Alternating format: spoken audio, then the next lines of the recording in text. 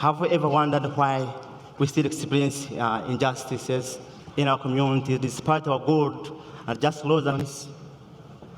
I've often thought about the impact of my morals and professional conduct on society. How about you? But listen to this. I, 39 years of age, grew up in Uganda region of Uganda. And my parents were strict moralists and disciplinarians. And one day my dad sat me down and advised me that if I were to be successful in life, I should avoid drunkenness, sexual immorality, and treat all people equally, as I love to be treated too. So with such an upbringing, how is it possible then that today I stand before you in this your attire, in a view that's comprising of wrong people? My life started going downhill when I dropped off of high school in 1998 due to lack of school fees, notwithstanding the fact that I was a very clever and bright boy, and because of that, I could not proceed well. So in order not to become my laughing stock in my society, my late elder brother Stephen advised and encouraged me to join the supposed by my father. There I was, the job that was the dream of my life. So during the seven years of my service in the Uganda Police Force, I didn't live to the ethical standards accepted of a police officer. As before, I got immersed in drugs, alcohol, sexual immorality, of course with some of my peers who had failed to study too, and I forgot the good counsel of my father. Because of my living morally and professionally, on the 5th night of May 2005, in my drunken state, armed with a gun, in a controlled anger, when I had shot a man who had insulted me, I was entering a nightclub. It is a very sorry, absurd, and regrettable incident I will live to remember. And things would unfold on 21st of December 2005. All hell broke loose at 1 p.m. in broad daylight, when darkness overshadowed my eyes, when this sentence was pronounced on me. But I was to blame anyway. I only sympathized with my children, wondering how they're going to survive. I knew very well that my wife would not tolerate my situation and she would get married to another man. But guess what? She has proved me wrong. She has stood the test of time.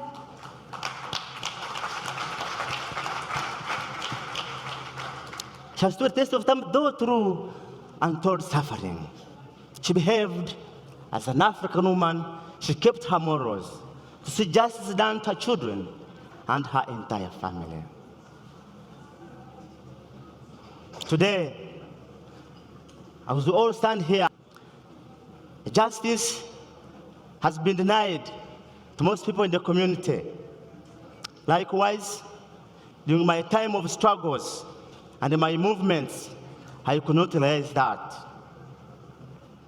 All of us who are gathered here today, for whatever sins we commit, there is a price to pay.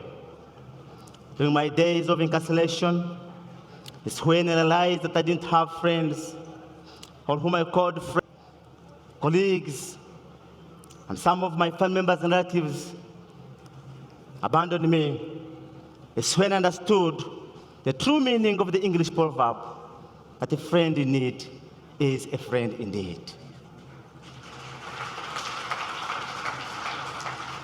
Loneliness was the only friend I remained with. Life became meaningless and useless and very dull as I imagined the kind of shamefulness I was going.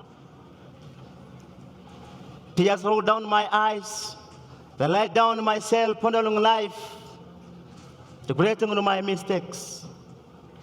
It is then I remembered that I had sinned against God and man, and in ashes I repented of my sins and asked for God's forgiveness. I turned to Jesus Christ, who became my friend, has always been there for me in times of trouble.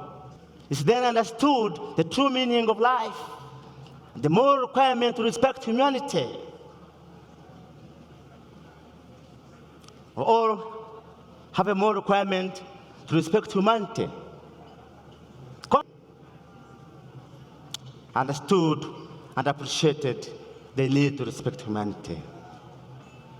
Nevertheless, for whatever sins you commit, there is a price to pay. Suffer the consequences of my sins. I've had a wasted useful age in the prisons. I haven't significantly contributed towards the bringing of my children. And in July 2013, I missed a great opportunity. May his soul rest in his final peace. A real friend of mine who loved me and forgave me all my messes and sins, and appointed him as his family heir. Not bad that I was a death row inmate waiting upon us. Surprisingly, however, his prophetic decision was fulfilled on the 18th of November 2013, when court gave me a second chance. Death sentence into a definite term of sentence upon my plea for leniency and forgiveness in mitigation.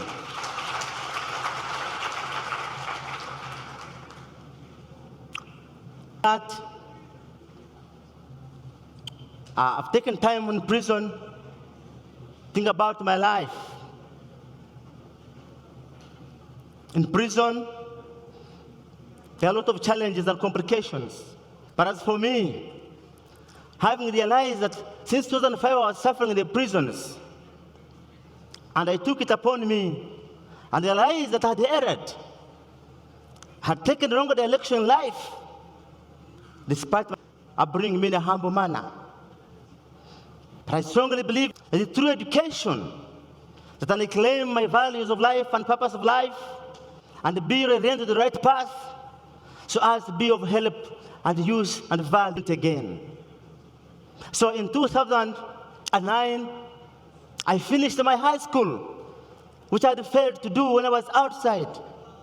As if that was not enough, in the 2012 and 13 academic year, I enrolled with McKinley University Business School and qualified with a diploma in the entrepreneurship and small business management, which knowledge I will use to start my own ventures upon my own lease.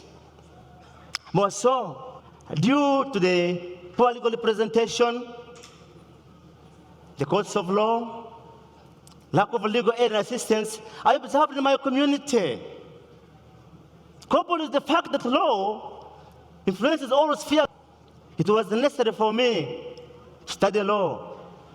And in 2012, I enrolled with the University of London to study law. And after 5 years of vigorous study, my degree in law.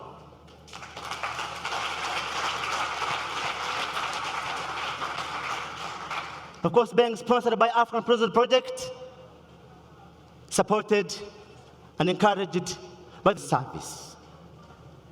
Nevertheless, I'm the only first graduate now, graduate with the law in the prisons, and the first graduate in my father's family.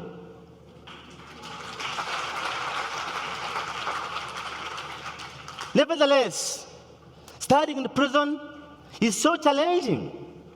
First of all, prison was designed as an education institution. All facilities are just improvised. There are no insufficient classrooms, no modern avenues for research like internet. Of course, coupled with the problem associated with congestion and uncertainties about the future, more especially when I was on death row, not sure of the outcome of my case. But because of the desire to add value unto myself through the accumulation of knowledge and skills, so as to competently serve my here and upon my release, I remained focused. I played down all the setbacks.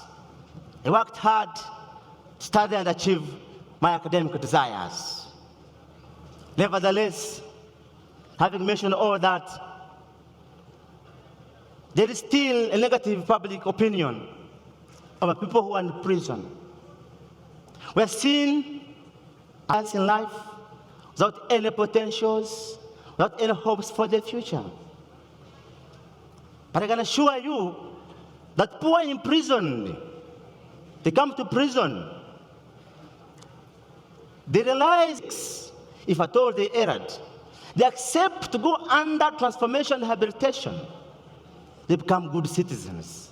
So such a people ought to be welcomed back in society and given all the necessary assistance, in mind that some are just jailed as victims of circumstance. More so, even though on this planet Earth efforts for justice have observed that a quite substantial segment of humanity is denied of justice by fellow men and of course women whose moral values have decayed and have no respect for humanity, of the greed and selfishness that we still experience widespread injustices in the world today, nationally and internationally. However, leading to increased and intensified suffering. I therefore invite all of us today that if indeed we are to experience and appreciate real justice, our individual and society moral values quenched and re-emphasized in the strongest terms possible at all levels and angles of the global community. And this should be done through commitment to sincere, honest, and sound human awakening that is devoid of any hypocrisy and pretense. Thereupon, this planet Earth shall not just be a better place to live in, but the best place for human survival and flourishing. Love and peace for justice shall reign everywhere by everywhere and for everyone. Wow.